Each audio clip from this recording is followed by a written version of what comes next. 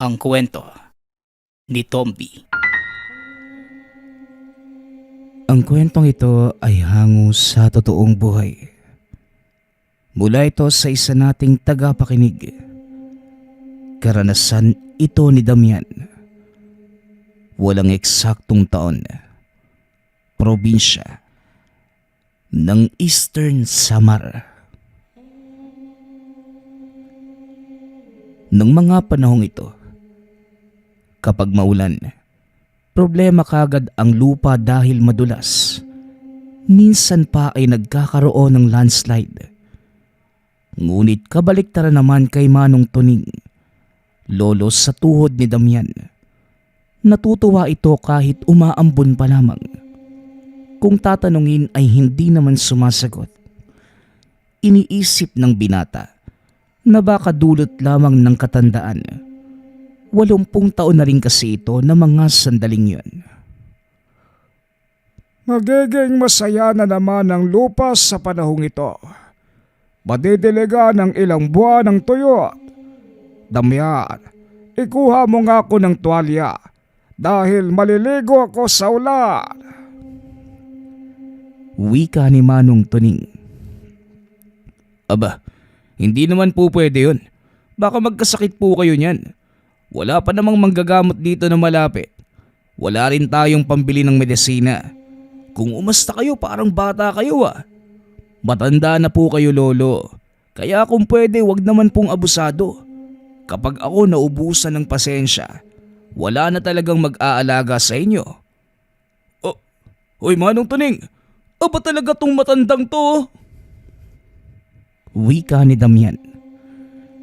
Napabuntong hininga na lamang ang binata habang nakatanaw sa pinto. Parang bata si Manong Tuning. Tumatalon habang naliligo sa ulan. Bigla pang uupo sa putikan. Kulang na lamang ay gumulong para masulit. Hindi nagtagal. Humagupit ang kidlat at kulog. Panay tawag ang binata kaso hindi pa rin nakikinig ang matanda. Nagising na lamang ang ama. Silang dalawa naman ang naperwisyo. Nang mas lumala pa ang kidlat, naglakas loob na si Tatay Lando na lumabas. Dali-daling binuhat ang matanda saka ipinasok. Nagpupumiglas pa ito. Gustong maligo sa ulan. Sa kabutihang palad ay tumahimik din si Manong Tuning nang masigawan. Malambot ang puso nito kapag natataasan ng boses. Naluluha itong pumunta sa isang sulok. Tatay, ako na po. Natatakot na si Manong Tuning eh. Huwag niyo ho kasing sigawan. Pag-awat ni Damian. Anak, alam mo naman ang kondisyon ng matanda. Kung hindi tayo maghihigpit, mas lalala lang ang sitwasyon. Hindi ko naman sinasadya na pagtaasan siya ng boses. Ginawa ko lamang yon para hindi na mangulit sa pagligo sa ulan. Malakas ang kidlat, wala pang taong nabuhay matapos tamaan. Lilinisin ko ang kabilang kwarto para doon siya ikulong. Tugon ni Tatay Lando. Po, tay, wag naman pong ganun. Oo, napeperwisyo tayo ni Manong Tuning. Pero hindi naman kailangang ikulong. Kahit ganyan siya, nakakaintindi pa rin po yan. Wag naman po nating kawawain. Anak, nauunawaan ko ang punto mo. Pero sa tingin ko, kailangan nating higpitan si Manong Tuning. Kasi kung makikita niya na puro lang tayo salita, walang mahigpit na aksyon. Magpapatuloy lamang ang katigasan niya ng ulo. Pero kung kikilos tayo, doon lang siya magtatanda. Matatakot ng gumawa ng kung ano-ano. Pagpapaliwanag ni Tatay Lando. Naiintindihan ni Damian ang punto ng ama. Ngunit para sa kanya, hindi makatarungan na ikulong ang isang tao dahil lamang sa mga simpleng pagkilos. Kinumbinsi ang ama na wag nang gawin dahil ang galaw ni Manong Tuning Lahat yon ay dulot lamang ng katandaan. Nagsisilabasan na ang mga sintomas kapag nasa ganitong edad. At sa kabutihang palad, sa wakas ay sumang-ayon na si Tatay Lando. Si Damian ang nagbabantay, nagpapakain at nag-aasikaso. Abala si Tatay Lando sa paghahanap buhay, kaya't siya na lamang ang umako nito. Sa katunayan, si Manong Tuning ang natira sa 14 na magkakapatid. Ang huling sumakabilang buhay na lolo, ama ng ama na kapatid nito. Galing sa Negros Oriental, kinuha dahil wala nang mag-aalaga. Hindi rin nakapag-asawa kaya sila na lamang ang kumupkop. At ang unang napansin ni Damian dito ay ang kakaibang saya kapag umuulan, lalo na kapag bumabagyo. Sa hindi maunawa ang dahilan, tahimik lamang niya itong pinagmamasdan. Nang magkataon, nakita itong may kinuyom, isang bato na parang binilog na putik. Hindi nagkaroon ng oras na mag-usisa dahil iibahin ang usapan kagaya ngayon. Ilang oras na ang lumipas nang tumila ang ulan. Sa puntong ito, nasa likod bahay si Manong Tuning. Nagdidilig ng mga halaman kahit kakatapos lamang ng ulan. Hinayaan na lamang ito ni Damian para wala ng gulo. Binabantayan niya ito mula sa kusina. Naglulugaw siya dahil ito ang kinakain ng matanda. Habang nakatutok sa pagluluto, nalingat lamang saglit na wala na si Manong Tuning. Tarantang hinahanap hanggang sa umabot sa paanan ng burol, kung saan may kumunoy. Dito madalas nadidisgrasya ang mga dumaraan. Hindi kasi namamalayan na malambot ang lupa dahil tinatabunan ito ng mga tuyong dahon. Nasa tabi ang matanda, nakaupo sa malaking bato. Inilahad sa palad ang bilog na putik at kinausap. Siguro naman sapat na ang ulan kanina para maging masaya kayo.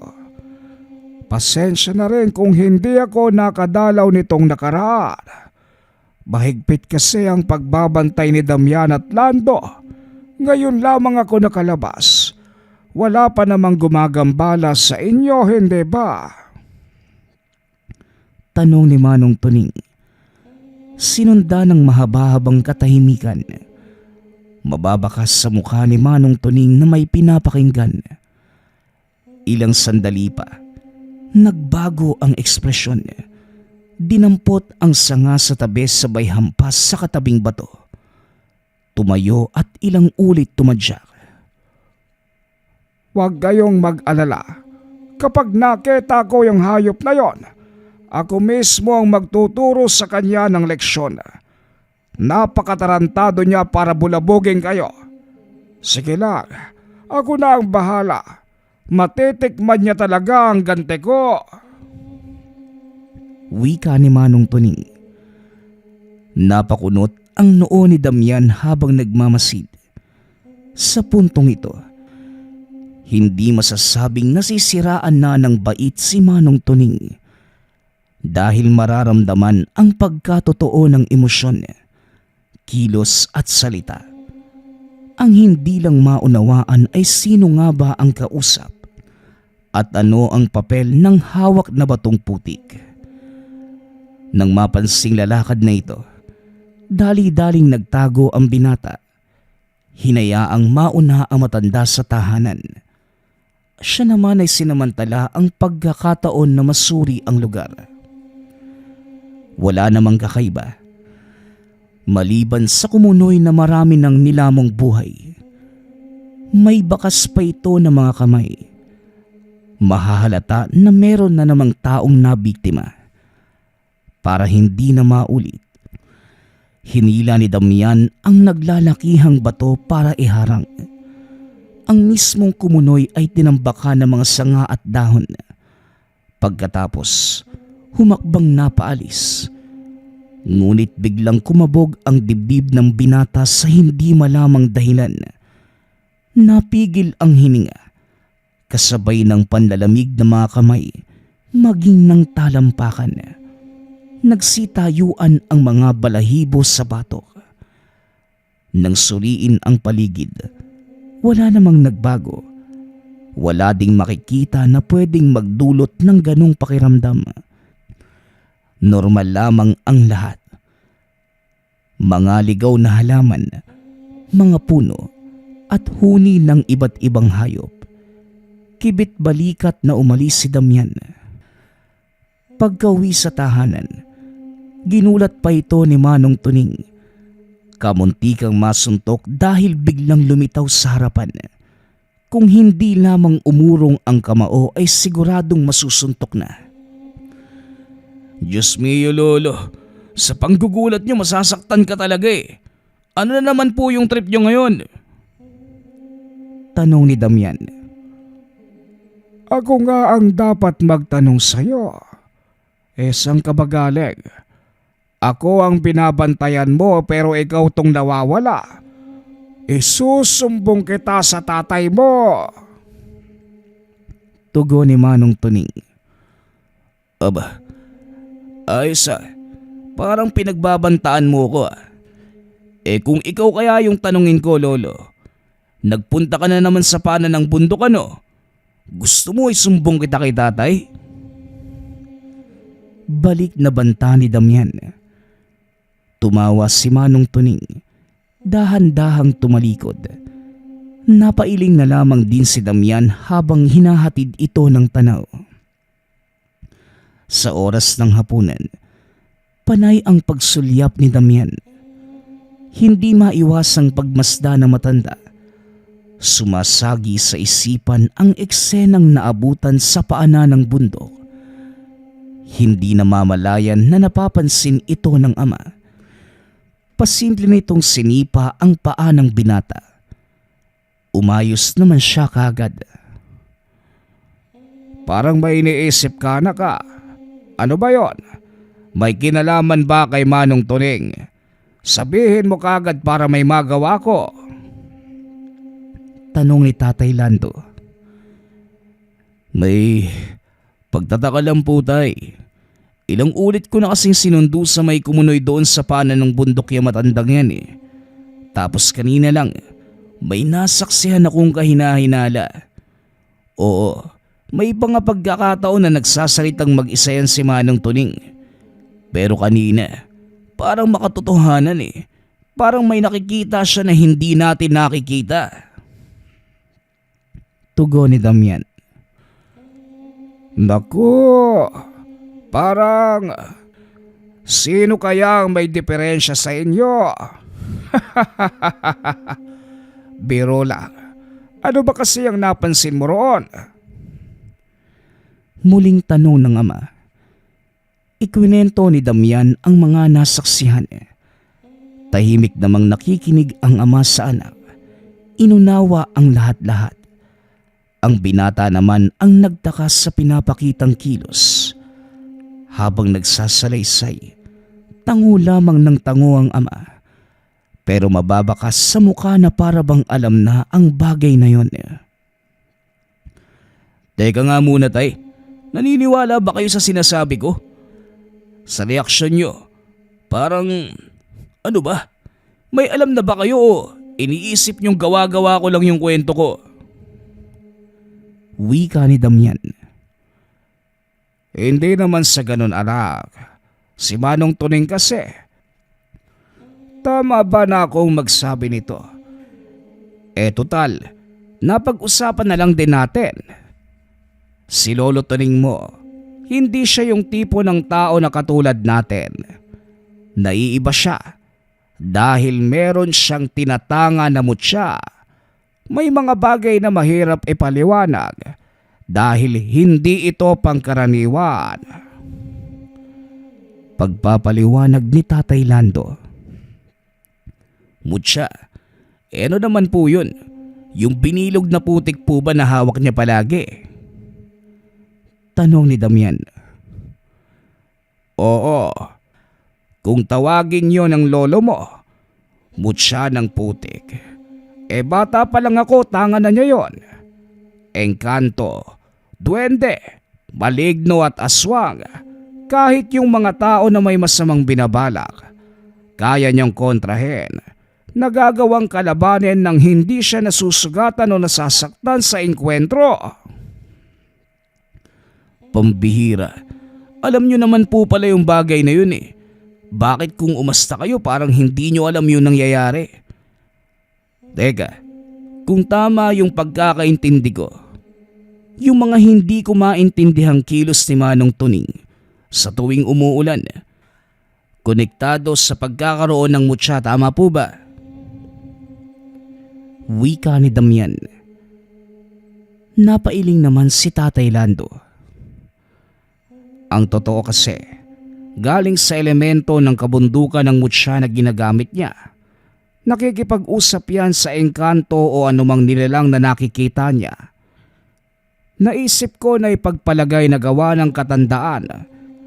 Kasi kung iisipin na dulot ng pagkakaroon ng mutya, baka mamaya ako ang pagdiskitahan ng engkanto. Nakikita mo naman siguro kung gaano ko nag-iingat pagdating kay Manong Tuning. Pagpapaliwanag ni Tatay Lando.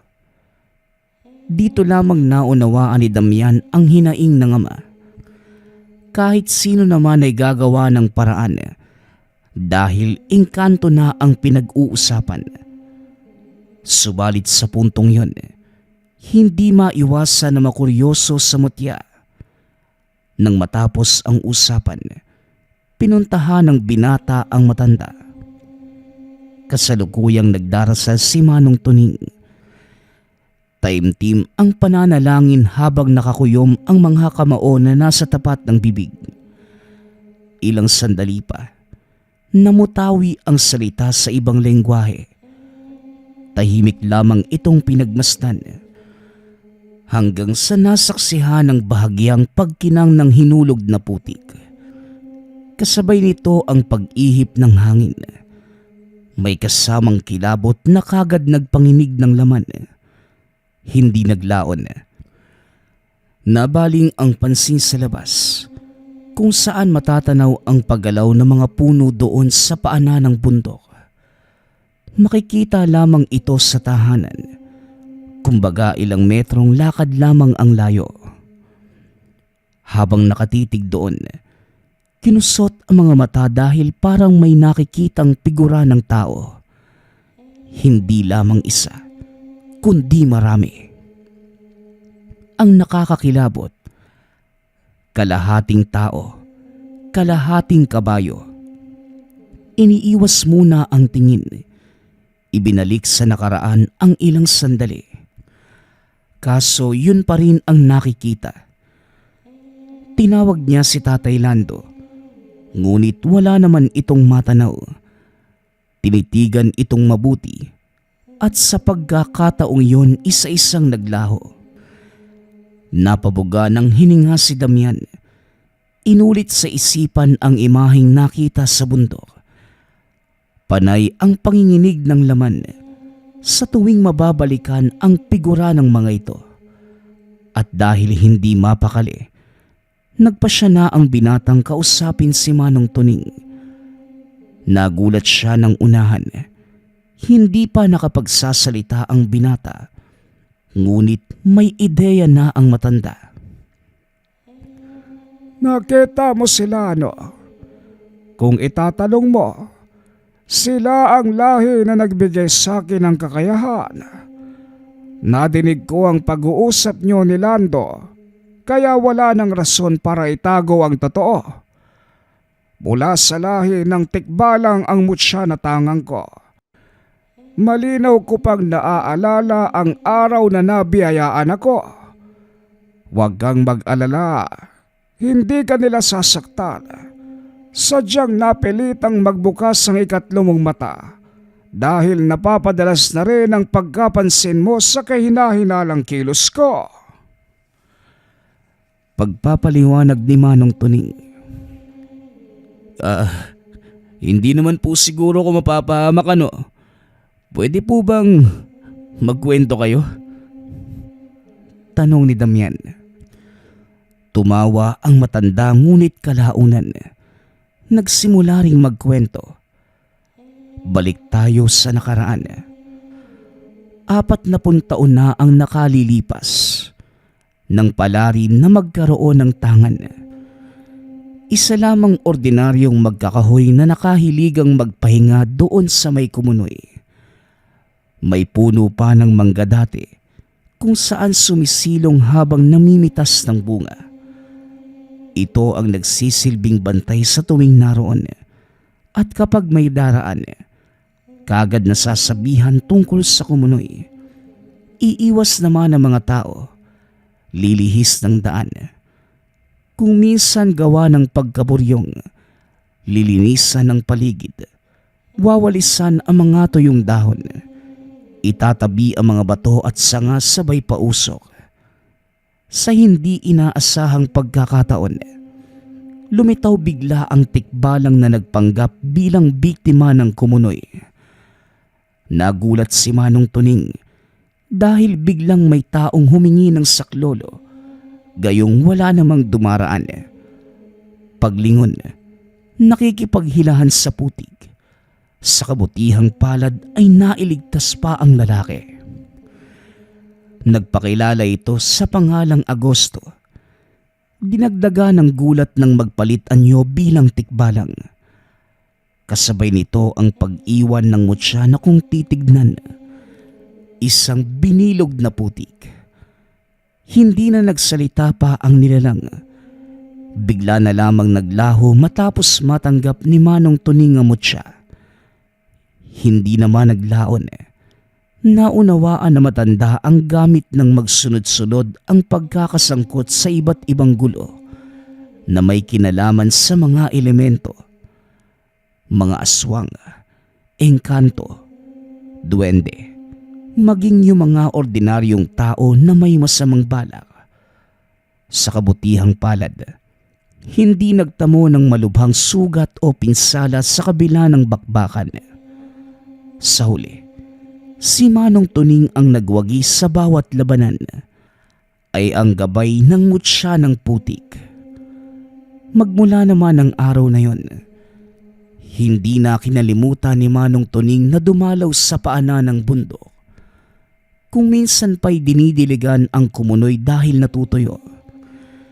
Napakunot ang noo ni Damian dahil sa pagkakaalam niya. Walang kumunoy na natutuyo. Tumawa naman na matanda sabay sabing, Kung ordinaryong kumunoy, hindi talaga natutuyot. Pero dahil lagusan papunta sa mundo ng mga tikbalang, may mga pagkakataon na oo. Kumbaga magsasara. Pagpapaalam naman ako kapag didiligan. Ay kung nagtataka ka kung bakit ako natutuwa sa tuwing bumubuhos ang ulan, ngayon, alam mo na ang dahilan. wika ni Manong Tuning. Hindi maiwasang mapangiti ni Damian sa mga nalaman. Natatawa na lamang ito dahil yun pala ang rason kung bakit natutuwa ang matanda. Sa tuwing sasapit ang tag-ulan, ang buong akala'y umaandar lamang ang epekto ng katandaan. Yun pala, malalim ang pinanghuhugutang dahilan. Nang malaman ang lahat-lahat, gumaan na ang sitwasyon. Si Tatay Lando sa kabilang banda, unti-unti nang nababawasan ang pag-aalala. Nagkaroon ng masinsinang usapan tungkol sa kondisyon ng matanda. Pinaunawa na wala siyang diferensya sa katawan o sa pag-iisip. Hinayaan na lamang nila ito anuman ang gawin. Subalit sinisigurado pa rin na mababantayan. Kahit na ganon, hindi maikakailang matanda na. Kinakailangan ng 100% pag-aalaga. Hanggang sa isang hapon, nagpaalam si Manong Tuning na dadalaw sa kumunoy. Tumango si Damian. Minadali ang pagluluto para masundan. Nang magkaoras ay kagad pinuntahan. Subalit wala namang katao-tao sa paanan ng bundok. Wala ding bakas na merong dumaan sa lugar. Sa tuwing mapapadpad ang matanda ay mag-iiwan ito ng senyales na nagsasabing nakarating. Ngunit sa pagkakataong ito, wala. Naglibot ito sa buong lugar. Ilang beses bumaba akyat sa bundok kaso walang makita na Manong Tuning. At dahil sa pag-aalala, hindi namalayan na kinakausap na pala ang kumunoy. Baka naman, pwede niyo akong turuan kung nasan si Manong Tuning. Kahit may mutya yung matandang yun, nakakabahala pa rin yung pabigla-biglang pagkawala niya. Matanda na yun, baka mapano pa. Sige na nakikiusap na yung tao. Ituro mo kung nasan si Natigilan sa pagsasalita si Damian. Gulat nitong sinundan ang lumulutang na dahon. Kusaring humahakbang ang mga paa para sumunod. Sa hindi kalayuan, natanaw niya si Manong Tuning. Nakikipagbuno sa isang nilalang. Nang mapagmasdan, isang mabangis na aso. Dinampot ang sanga sa tabi at tangka na sanang sasaklolo. Ngunit may pumulupot na baging sa mga binti. Hindi makagalaw. Pati boses ay biglang nawala ng sisigawan na sana. Mula sa unahan, nasipat ng binata ang figura ng kalahating tao at kalahating kabayo. Hindi malinaw ang itsura, ngunit nauunawaan ang pinapahiwatig ng nanlilisik na mga mata. Wala itong nagawa kundi pagmasdan lamang ang mga nangyayari. Nasaksihan ang malupitang galaw ni Manong Tuning na hindi aakalaing 80 taong gulang na. Kung makipagbakbakan, daig pa ang ibang kabataan. Dinig na dinig ang pagbali ng buto ng kalaban at hindi naglaon. Humandusay ang nilalang. Ngunit laking gulat ni Damian nang magpalit ito ng anyo. Hindi na ito simpleng aso kagaya ng wangis kanina. Bigla itong nag-anyong tao. Isang lalaki. Bawas-bawasan mo yung pagtitik dahil nakalantad ang kayamanan ng lalaki. Bakit ka pa kasi sumunod na po? Nasaksihan mo tuloy ang malupitan kong pakikipag-away. Ano, maangas pa? Wika ni Manong Tuning. Hindi napansin ng binata kung paano nito nalaman ang pagdating niya. Hindi kagad siya nakasagot. Nahihiwaga ang sumunod nang lumakad si Manong Tuning. Panay ang paglingon sa iniwanang bangkay. Sinagot naman ng matanda ang katanungan. Ang kaibigan nating tikbalang ang bahalang magligpit ng katawan. Hindi mo kailangang mag-alala. Aswang naman yung kaya walang dapat isipin. Kung saan itatapon ng bangkay, salot naman yun sa lipunan. Wika ni Manong Tuning. Lolo, alam niyo po ba kung saan tinatapon yun ang tikbalang? Tanong ni Damian. Hindi iho May mga bagay na hindi na kailangan pang alamin. Kung alam mo naman na may kalalagyan yung mga yon, sigurado kung nakasalang sa naglalagablab na apoy sa impyerno ang kaluluwa nila. Dahil ubod sila ng kasamaan. Wika ni Manong Tuning. Napatango na lamang ang binata sa naging sagot nito. Pumirmi sila sa tahanan sa mga sumunod na araw dahil sa malakas na hagupit ng panahon. Malakas ang buhos ng ulan. Dahil doon, tuwang-tuwa na naman si Manong Tuning. Sa puntong ito hindi na nabahala sa kinikilos sa kadahilanan na alam na nila Damian at Tatay Lando ang dahilan. Sa pagtila ng ulan, Dalawang sasakyan ang pumasok sa lugar at base sa nakapaskil, mula ang mga ito sa isang mining company at nang sunda ng tingin, papunta ito sa bundok. Nako, dehado na talaga ang lugar natin. Pati mga minero nakarating na rito. Ilang ulit nang nagla-landslide, tapos miminahin pa. Wala talagang ginawang matino yung taga-mining industry Lalong sisirain lang yung kalikasan. May bundok na namang makakalbo nito. Wika ni Tatay Lando. Sa kabilang banda, bakas ang galit sa mukha ni Manong Tuning nang huminto ang sasakyan malapit sa Kumunoy. Sinundan nila ito nang lumabas. Pagkalapit, sinuri ng mga tauhan ang buong lugar. May mga aparatong sinusubok. Nagpalita ng makahulog ang tingin na para bang nakahuli na ng ginto. Kagad naman silang sinita nang makita ng unipormadong tauhan. Sino po pala sila? Ano ang may tutulong namin? Tanong ng inhinyero na nangunguna sa operasyon. Habang kinakausap sila nito, tuloy-tuloy naman ang ginagawa ng mga tauhan. Kayo nga yung dapat naming tanungin. Anong ginagawa nyo rito? Sisirain nyo na naman ba ang kalikasan? Hindi na kayo naawa. Pansarili lamang ninyo ang iniisip. Tugon ni Manong Tuning na hindi nagustuhan ng inhinyero. Aba Manong, meron kaming permit mula sa munisipyo. Pirmado ng mayor. Kung meron kang reklamo, doon kayo sa opisina ng mayor pumunta. Kahit presidente pa, walang sino man ang may karapatan na magbigay abiso sa tao kung kalikasan na ang pag-uusapan. Hindi pagmamay-ari ng tao ang lupa, kahoy o ang kabundukan.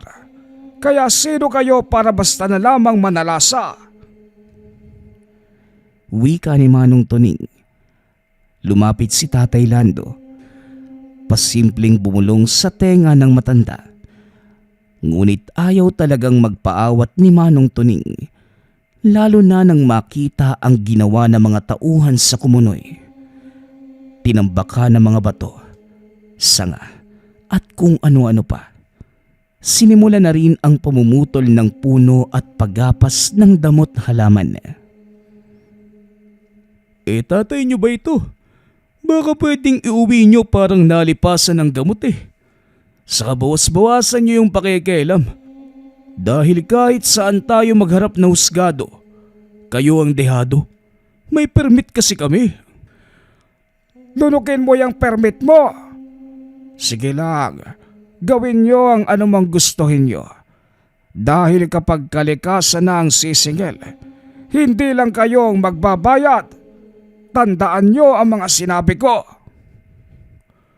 Ay sus, kahit isumpa mo man kami ng ilang lipong ulit, wala kaming pakialam.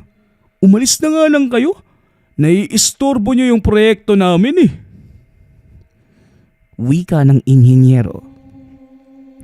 Umalis si Damian ngunit si Manong Tuning hindi mapalagay. Panay ang pagmumura. Nagsasalita na ito sa ibang lengguwahe. Tahimik lamang si Damian at Tatay Lando. Hindi nagsasalita sa takot na sila ang balingan. Ngayon lamang din ang unang pagkakataon na nasaksihan nila ang galit na matanda. Palakad-lakad habang walang tigil sa pagsambit ng mga salita. Hindi na rin alam ng binata kung dialekto ba ito o pag-oorasyon. Ang naiintindihan lamang ng mga sandaling yon, galit si Manong Tuning. Sinisigawan nito ang pagdaan ng mga sasakyan ng minero. Saka lamang natahimik nang makaalis sa lugar ang mga ito. Kinaumagahan, Binulabog ng ingay ni Manong Tuning. Bumalik ang mga minero para simulan ang aktwal na operasyon. Sinubukan pa nitong pumalag, kaso hindi kayang pigilan dahil sa dami. Nagbanta na rin na kapag itutuloy ang panggugulo, pulis na ang ihaharap nila sa kanila. Sa takot na baka umabot sa demandahan, pinilit nila Damian at Tatay Lando ang matanda na wag nang makialam. Matagal pa bago ito nakumbinse. Nagawang iuwi sa tahanan ngunit patuloy pa rin ang pagsesermon. Puro mura at pagbabanta. Kayo lang din ang naglalagay ng inyong sarili sa panganib. Binalaan ko na kayo. Kaya walang sisihang kapag nagkanda leche-leche. Wika ni Manong Tuning. Hindi maunawaan ng mag-ama ang kasunod nitong sinambit. Iba ang lumalabas na lengguwahe sa bibig. Hindi nagtagal. Tuluyang huminto sa hinaing. Pagpasok ng panibagong linggo, tuluyang nilinis ang lugar. Tinambaka ng kumunoy. Kinalbo ang bahagi ng bundok.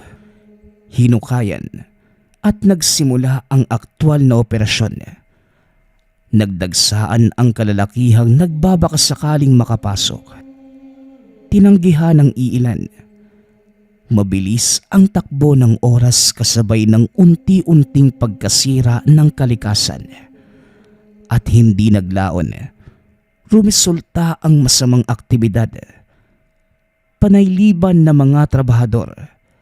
Dahil kung ano-anong karamdaman ang dumapo, may bigla na lamang inaatake sa puso. May iila na malubha ang trangkaso. Tuluyang bumagsak ang kalusugan at kung ano-ano pa.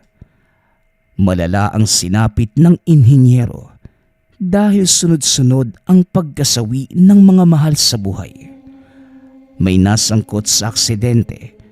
Merong hindi na gumising matapos ang mahabang pagkatulog. At ngayon naman, ang inhinyero mismo ang may iniinda. Pag-ubo ng dugo na noong pinakonsulta sa ospital, wala namang nakita sa eksaminasyon.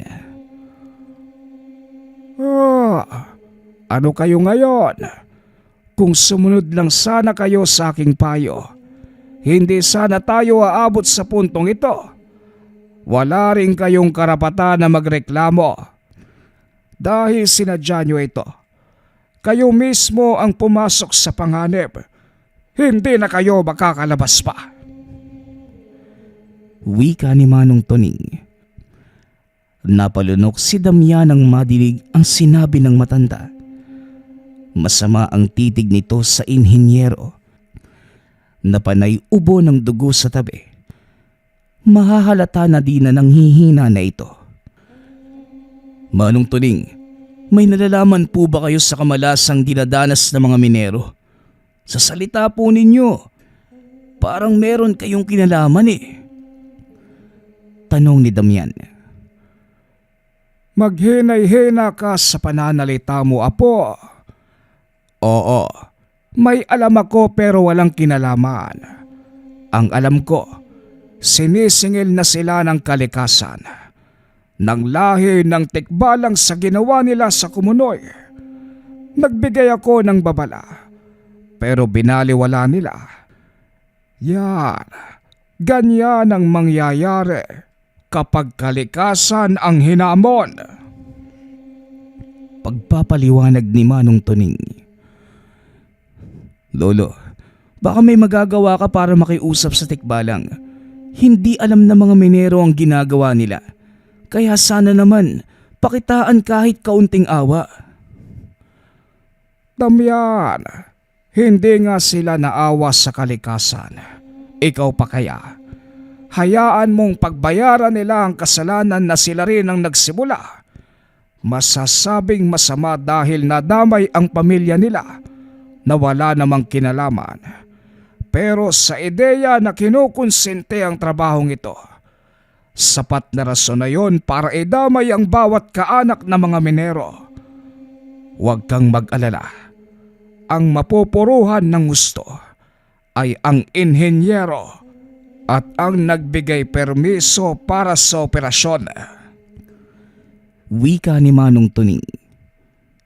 Hindi nagtagal. Nahinto ang pagmimina dahil lumala ang kalagayan ng inhinyero at iba pang kinatawan na nasa posisyon. Nabalitaan na lamang din ni Tatay Lando na bumagsak ang negosyo ng mayor na nagbibigay permiso sa operasyon. Sakto din kasagsaga ng eleksyon at hindi na nakabalik pa sa pwesto matapos matalo.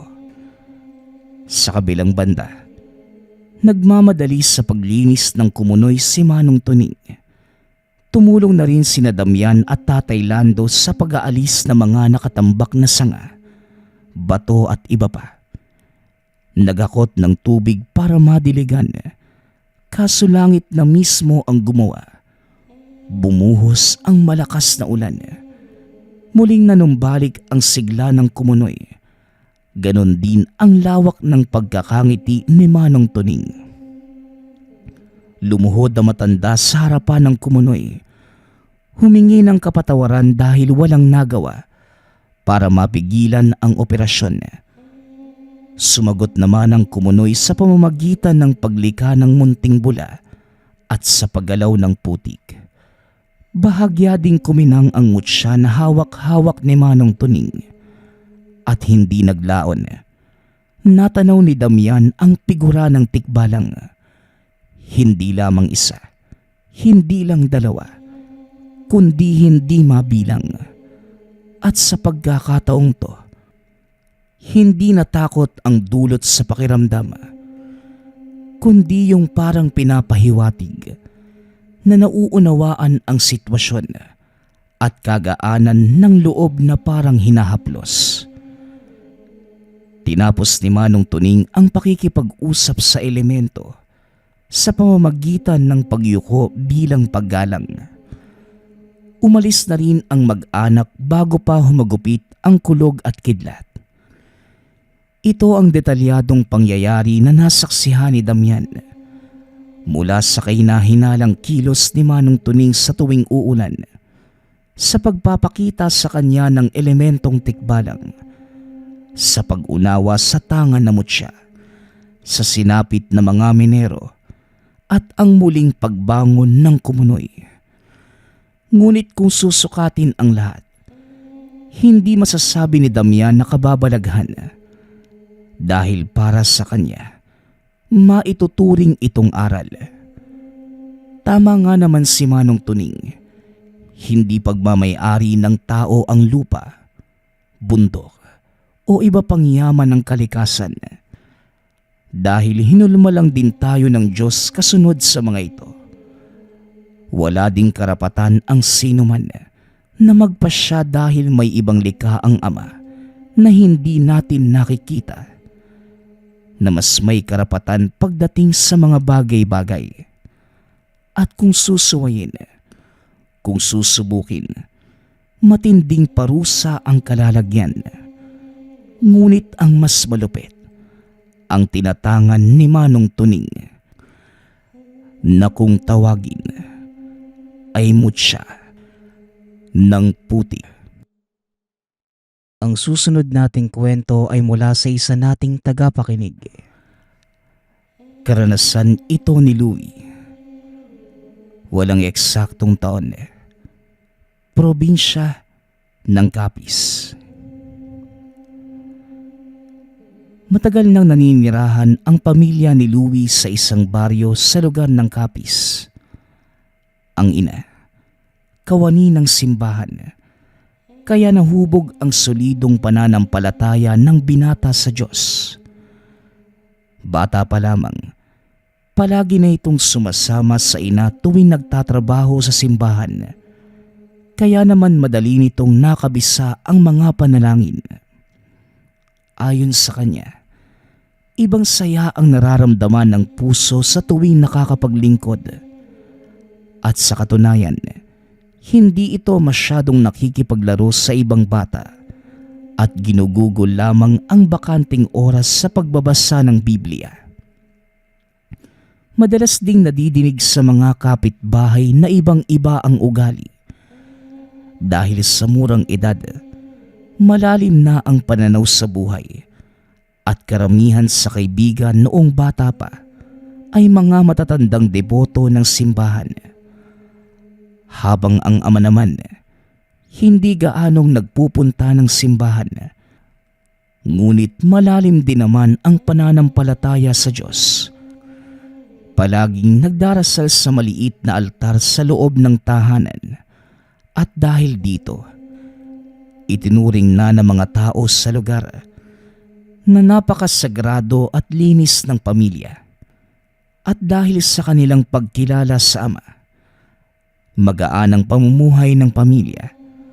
Kaya naman karamihan sa mga kapitbahay naiimpluwensyahan na siya namang ikinasasaya ng simbahan. Hindi naman pare-pareho ang paniniwala ng mga tao sa mundo. Hindi maiiwasan ang mga kumukontra. At isa na dito ang kapitbahay na mag-isang naninirahan na si Mang Padrino. Ayon sa mga sabi-sabi, ang matanda ay iniwan ng buong pamilya dahil sa napakasamang pag-uugali. Ultimo bata ay pinapatulan at madalas ding nakakaaway ang asawa dahil sa walang pakundangan kung makakastigo sa mga anak. Batid ng buong baryo ang patungkol sa matanda. Kung magagawi ka rin sa harapan ng tahanan nito, makikita ang nakabukas na kwarto, balot ng itim na tela, may mga nakasinding pulang kandila at may nakasabit sa dingding na dalawang napakalalaking sungay. Ayon sa matanda, isa itong deboto ng demonyo. Hindi naman siya tinutuligsa ng mga tao sa lugar, gawa ng hindi naman namemerwisyo. Nagawa na ding makipag-usap dito ni Louie, ngunit wala namang napala kundi ang pagkontra. Hindi naman yon minasama ng binata, dahil bukas ang isipan na iba-iba talaga ang paniniwala ng mga tao. Isang araw, habang nagwawalis ng bakuran ang binata, naramdaman itong may nagmamasid sa kanya. Napalingon ito at nakita si Tandang Padrinong nakatitig. Ngumiti naman ang binata ngunit hindi may kakaila na nakaramdam ng kilabot dahil sa iba ang presensyang dala ng matanda. Makailang minuto lamang ay umalis na ito nang walang pasabi. Hanggang sa dumaan ang mga araw, na palagi itong nauhuli ng binata na nakatitig sa kanya. Hindi naman niya nagagawang ikwento sa mga magulang dahil iniiwasang magalit ang mga ito sa matanda. Tuwing nararamdaman na kakaiba na ang pagtitig, nagbabanggit na lamang ito ng mga dasal sa isipan. Isang araw, dahil malapit na ang Semana Santa, maagang pumunta ang ina sa simbahan. Nagpaiwan na lang muna si Louie. Sinabing susunod na lamang pagkatapos ng mga labada. 1:00 ng hapon nang matapos, kaya naman dali-dali itong nagbihis at naglakad papunta sa simbahan. Isa sa mga dadaanan, ang tahanan ni Tandang Padrino. Nang magawi roon, dahan-dahang naglakad si Louie para silipin kung anuman ang ginagawa nito. Ngunit wala namang nakita kaya dumiretso na lamang ng lakad. Maya-maya pa, may nadinig itong sipol sa bandang likod. Kaya napalingon siya at biglang kinabahan dahil sa nakitang nakangisi si Tandang Padrino sa kanya. Nanginginig man, pilit itong ngumiti pabalik. Habang papalapit ang matanda ay patuloy pa din ito sa pagngiti sa kanya ng nakakaloko. Nang tumambad sa harapan, nakipag-usap naman ang matanda ng mahinahon. Ngunit kung ano-ano lamang ang itinatanong. Matapos ay nagpaalam naman si Louie dahil pupunta na ng simbahan. Tumalikod na din na matanda at wala namang kakaibang nangyari. Ngunit hindi mawala sa isipan ang pagngisi nito. Pagkarating naman ng simbahan, naabutan ang grupo na nagpupulong. Lumabas na muna si Louie at naupo sa may pasukan.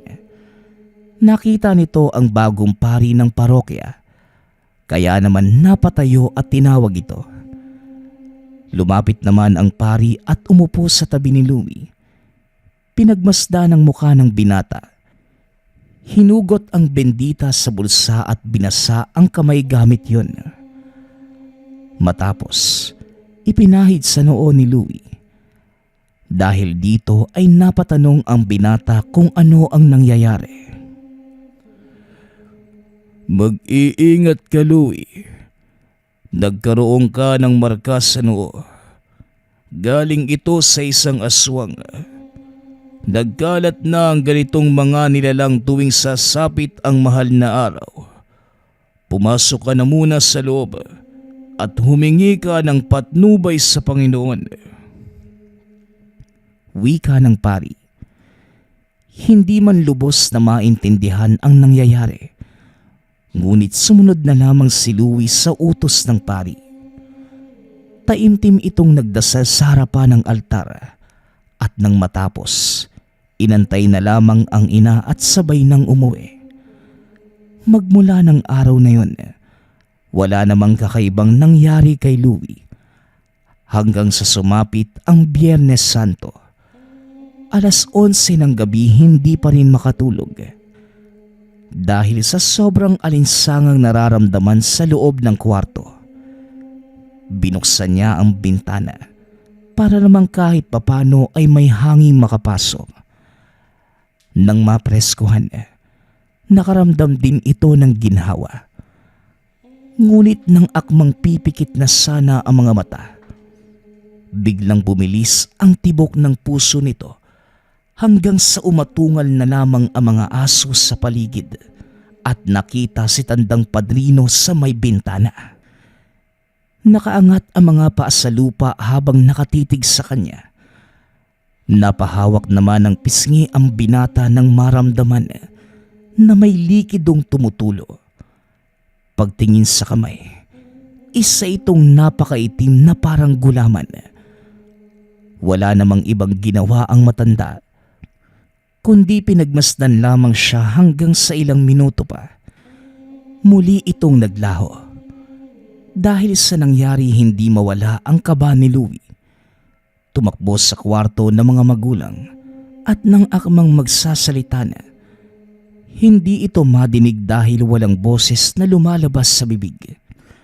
Nataranta naman ang mga magulang dahil ramdam nila na may nangyayaring kakaiba sa anak.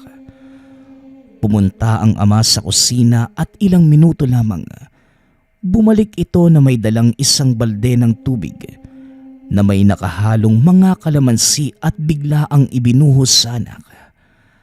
Kahit pa sa loob ni Louie, sumisigaw na ito ng malakas, ngunit wala pa ring boses na madinig. Dahil dito batid ng ama na walang epekto ang ginagawa, kaya naman kinuhaan na ito ng damit at pinagbihis.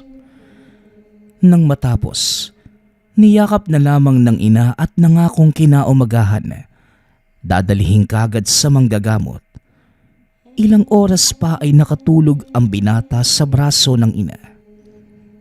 Kinaumagahan, maagang nagpunta ang pamilya sa kilalang manggagamot sa lugar. Ayon dito, sinamantala ng nilalang ang araw ng Biyernes Santo para makapag-iwan ng mga markas sa bibiktimahin. Yun din ang dahilan ng pagkawala ng boses ng binata. Mabuti na lamang ay naagapan kagad ng manggagamot dahil kung hindi, magpapatuloy ang pagbabago ng lakas ng katawan nito at hindi kalaunan kapag humina na ang pananampalataya, tutuluyan ng kunin. Yun lamang ang paraan ng mga ito para mabiktima ang mga taong malapit sa Diyos. Maaaring natipuhan ang binata dahil sa solido nitong pananampalataya. Halos 2 oras din ang naging gamutan matapos ay nakabalik na ang boses ni Louie. Nagpasalamat ang mag-anak at umuwi namang kagad. Sabay-sabay na pumunta ang mga ito ng simbahan para magpasalamat sa kagalingan ng anak. Hindi din naman ito ikwinento ang nangyari sa mga kasamahan sa simbahan. Gawa ng ayos na din naman ng binata at tanging pasasalamat na lamang sa Diyos ang pinagtuunan ng pansin ng pamilya. Habang papauwi, hindi naman nakita pa ang matanda.